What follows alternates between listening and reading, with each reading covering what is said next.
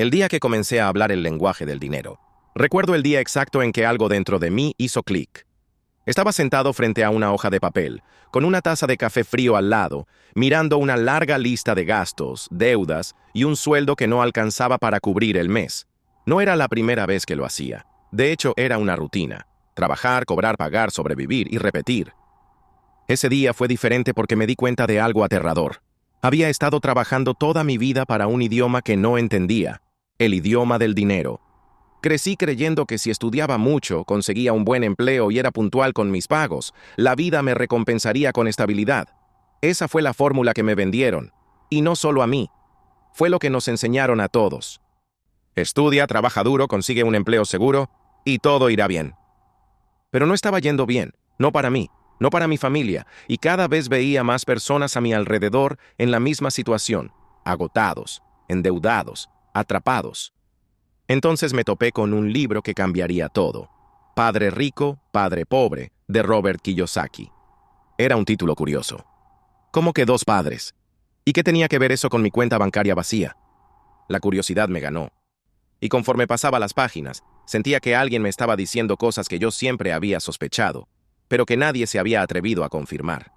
El dinero tiene su propio lenguaje, y si no lo hablas, estás destinado a trabajar para quienes sí lo dominan. Ahí estaba mi problema. No era flojera, ni falta de esfuerzo, era ignorancia.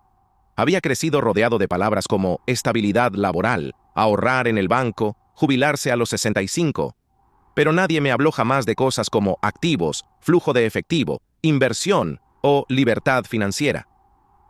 Kiyosaki lo explicaba con una historia que me tocó el alma. Su padre pobre, el biológico, era un hombre educado, trabajador, con títulos y principios, pero vivía atrapado en la carrera de la rata. Por otro lado, su padre rico, que ni siquiera terminó la secundaria, había aprendido el lenguaje del dinero. Y ese lenguaje lo cambió todo. El padre rico no trabajaba por dinero. Hacía que el dinero trabajara para él. En ese momento yo levanté la vista y lo dije en voz alta, casi como un grito interno. ¡Quiero hablar ese idioma! ¿Qué significa realmente hablar el lenguaje del dinero? Al principio pensé que era complicado. Yo no tenía una mente financiera. Siempre me dijeron que los números no eran lo mío, pero Robert Kiyosaki tenía una forma de hablar que lo volvía todo simple, directo, humano. Hablar el lenguaje del dinero no es volverse millonario de la noche a la mañana. Es entender cómo se comporta el dinero, cómo fluye, cómo se multiplica. Es como aprender otro idioma. Primero balbuceas, te confundes, repites sin entender, pero con práctica comienzas a captar el sentido y de pronto puedes comunicarte, negociar, prosperar. Aprender ese idioma significa ver el mundo con otros ojos. Ya no ves un billete como solo dinero. Ves una herramienta, una semilla, un potencial multiplicador. Aprendes a distinguir entre activos y pasivos, entre gastos que te empobrecen y decisiones que te acercan a la libertad. Descubres que no necesitas ganar millones, sino usar sabiamente lo que tienes. Lo más valioso que comprendí fue esto. El conocimiento financiero es más importante que el dinero mismo. La gran mentira, consigue un buen empleo y todo irá bien. Durante años me sentí frustrado. Hacía todo bien. Estudié, me gradué, me esforcé en el trabajo, pero el dinero nunca parecía suficiente. Siempre estaba al borde, como si algo invisible se llevara una parte de mi salario antes de que yo pudiera usarlo. Kiyosaki desmanteló esa ilusión con una sola frase. El sistema educativo te prepara para ser un buen empleado, no para ser libre. ¡Qué verdad tan dolorosa! Nunca me enseñaron a generar ingresos, solo a depender de uno. Nunca me hablaron de inversiones, ni de emprendimiento, ni de crear activos. Era como haber aprendido a nadar solo en una piscina y de pronto me lanzaron al océano, sin saber que existían tiburones, corrientes y tormentas. La realidad es que el empleo ya no es seguridad. Las crisis, la inflación, los cambios tecnológicos, todo puede cambiar de un día para otro. ¿Y entonces qué nos queda? Nuestra educación financiera. Eso no depende del gobierno, ni del jefe, ni del banco. Depende de nosotros. Y es ahí donde empieza la verdadera libertad. La transformación empieza en la mente. Había una voz dentro de mí que decía, eso no es para ti. Esa voz fue creada por años de programación. Pensar que el dinero era malo, que solo los ricos invierten, que el riesgo es algo peligroso. Pero al leer más de Kiyosaki entendí que la pobreza es, en muchos casos, una consecuencia de una mentalidad pobre. Las frases que nos decimos cada día construyen nuestra realidad. El dinero no crece en los árboles. Prefiero vivir tranquilo y sin ambiciones. Invertir es para los que tienen plata. Mentiras disfrazadas de sabiduría.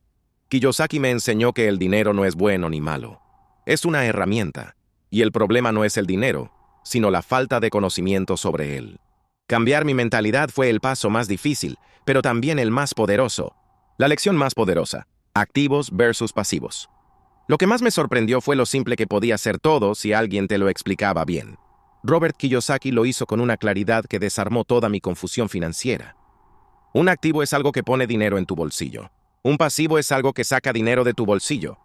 Así de simple, así de transformador. Comprendí que ese auto nuevo que compré no era un premio, sino un pasivo.